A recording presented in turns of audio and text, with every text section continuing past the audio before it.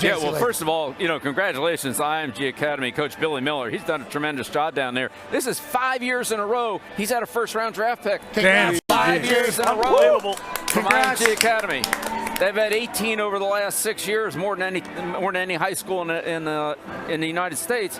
And Billy just keeps turning them out. They run a great program down there. J.J. McCarthy went to IMG. We'll see where he goes, but they've turned out some great players. So, but Latham, what's the tape on him? Clock, they have traded on this 2024 NFL Draft to Minnesota. Wow. Who's allegedly going to move up to get a quarterback is what everybody was thinking. So this has to be J.J. McCarthy. They see Michael Penix goes. They see J.J. sliding. They say, let's go get this thing, A.J. Was someone going to jump them, obviously? The Jets are not going to take him. So, yeah, what happened here, Bill? Well, you get up to wherever you can get up to. If you but don't couldn't they have waited for the Jets? The Jets aren't going to take J.J. McCarthy, are they? Or they were? I guess they could have. We don't know. So I mean, the Vikings felt like they had to get up one spot. Well, no. What if Denver traded up with them? Yeah, so they had to assume. Yeah, other teams are coming up trying to get that. If you want the guy, then you just go up and get him. Okay. And I think that's what they did. They moved one pick here. Yeah. They moved one pick. So they were worried someone else was going to jump them and take that. Jump them, take another quarterback. 100%. You get that close to your guy, it's like we're willing to give up maybe like a third. I think they had how many picks did the Minnesota Vikings have? They had 2 in the first, and I think they had 8? They had a shit ton. So I assume you bundle a little bit, move up one, steal your guy. I did that with Ty Warren in 2003. Ty Warren, we traded up one spot with the Bears. We switched spots with them and gave up a 5th-round pick. And we ended up taking Ty Warren, and then they took Haynes, kid from Penn State, who was a defensive lineman, to pick after us. Now, whether they wanted Warren or not, I'm not sure. But the point is, if you want your guy, you're willing to go up a little more to get him. The Vikings. Another example of me trading up, Pat, just for the record. Hey, no big deal. Talks about Good player, too.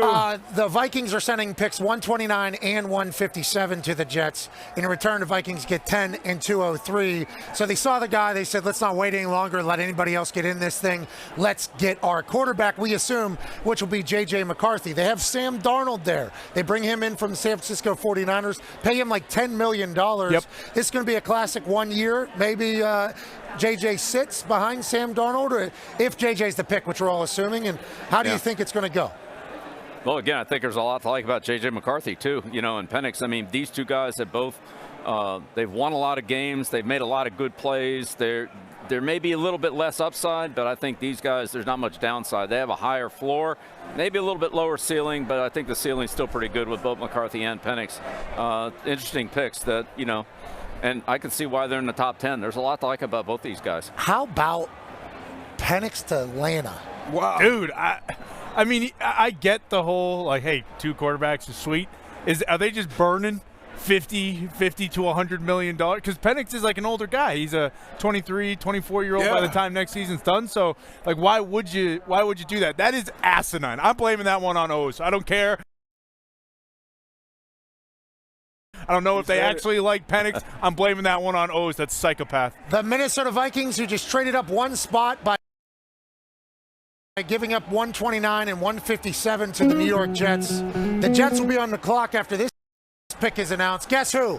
J.J. McCarthy goes to the Minnesota Vikings. It feels like this has been chatted about since the Combine, even beforehand. They're not going to be able to pay Kirk. If they pay Justin Jefferson, Kirk's going to leave. We're going to look at a younger quarterback. J.J. McCarthy is inevitably the guy that they trade up one spot to grab. Former hockey player, winner, another guy out of IMG Academy, Bill Belichick. Yeah, again, 2 number 1 picks for IMG Academy. I mean, this is like, Alabama turning them out. This is unbelievable. But, again, there's a lot to like about McCarthy. Do you own a part of IMG? No, I'm just saying. You should get some. When you look at their high school, what Coach Miller has done down there in the last 6 years, it's unbelievable.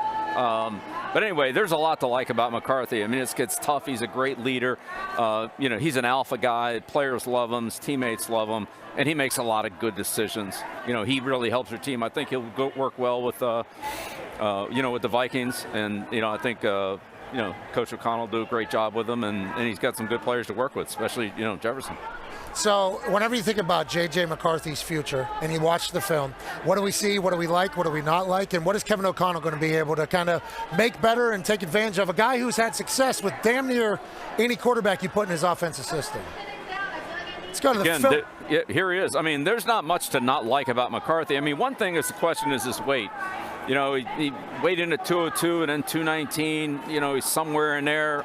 You know, we'd like him at 219, not 202. But again, this guy's got a quick release. He can get the ball out. He reads coverage as well. He's just got a lot more experience than. And they huddled up too, Coach. Is that a big deal? Like I know Nick Saban was talking about playing him. They actually huddled and did all that, and his defense was not used to seeing that. And he plays under center. You know, he isn't in a shotgun all the time, so he can handle under center. He can handle the play action passes, turning his back to the quarterback. But here he is getting the ball out quick. If you run this back for a second, Foxy, this is Chop Robinson coming off the edge here. And look at how quick McCarthy gets the ball out here. I mean, to get it out and have it complete and have a 10-yard gain when he ends essentially unblocked, like that's pretty good. He has good ball security. I know he had the 2 pick sixes against TCU in the championship game. But I would say overall, like this guy, it's 3rd and 10. You know, he's going to protect the team. He's not looking to turn the ball over and say his ball security. Shot put a ball down the field right there. This is a 2nd and 10 play. Again, another quick throw. Now it's 3rd and 1, 3rd and 2. Get back on track. Those plays help your offense. You know, again, taking a profit, you know, every play is not going to be an 80-yard touchdown. You know, he's good to make good completions, good solid plays. Here he throws on the run, you know, puts the ball right on the money, good solid 10, 12-yard gain. Like, you need those plays in the NFL. Now, if you want to run the ball with this guy, he's a good runner and he's tough. So here Sneaky he's on this. athletic. Yeah, here's the sweep. You know, he does a nice job of reading the hole here. You know, and this is really a good run game decision. So this is an RPO. You know, he's reading the rotation coming down to the right side here. And so instead of handing the ball off, or to the left side rather, instead of handing the ball off here, you know, he sees Isaac take it, pulls the ball down, and then, again, good solid run. He just makes good decisions. 4th and 1, this is really a good play. You know, they run the little rollout here, and everybody's covered. He's got nobody to throw to. He's 6, 7 yards behind the line of scrimmage. Got to get the first down and makes a good run. Yeah. I'm not saying this guy's a better runner than Jaden Daniels, but he just makes good decisions and is definitely good enough. Here's another second down play where he, you know, he's got to read the defensive end and the rotation on the top. At the top of the screen here, pulls the ball and outruns Isaac. The edge burned down. Gets a first down. So, you know, these are the ones you want him to hit here. He's got the crossing pattern, should throw the over route, and still he tries to, you know, get on the field to that flag that's, you know, has got no chance on. Again, there's things for him to work on too, but overall, this kid he makes a lot of good football plays. Yeah, I think what we like about JJ here is he's also a winner. You know, Bill, as you go through it all, I think he's only lost like 1 game. He beat the hell out of Ohio State. And now, obviously, there's been a lot of down times in the state of Ohio because what J.J. McCarthy and Jim Harbaugh did towards them the last 3 years. Wins a national championship, played hockey growing up. This is the type of guy that you would love to see leading the program, AJ. Yeah, he's the guy that you feel like the players love him. We saw him. We were out there. We were watching him. He's meditating before the game. Under the goalpost. We're thinking, what's going on here? The guy's barefoot doing all this. I like it. I'm into all that. I think it's pretty cool. The guy's like old school mentality, old school toughness with some new age. You know, I think mindfulness, and seems like he loves his teammates as well and takes care of the ball, like Bill says. Yeah, I absolutely love J.J. McCarthy. Pat, you mentioned he's a winner, 27-1. You know, oftentimes we don't talk about that. Listen, if you win in college, granted, there's a decent chance that you're going to have the requisite skills to go win in the NFL. But I am curious, Coach, when you look at a guy like J.J. McCarthy, obviously played a bunch in college, do you think he's going into Minnesota and he's going to be the guy who's going to start from the get-go? Obviously, they signed Sam Darnold, a guy who you basically ripped his soul out of his body. Numerous times. Yeah, exactly. Numerous times. He saw ghosts because of you. Is that a situation where they're expecting J.J. McCarthy to come in and start right away?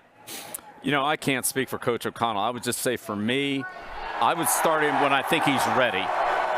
If that's week 1, it's week 1. If it's midseason, it's midseason. I think as a coach, when you feel like he's ready, that's when you put him in.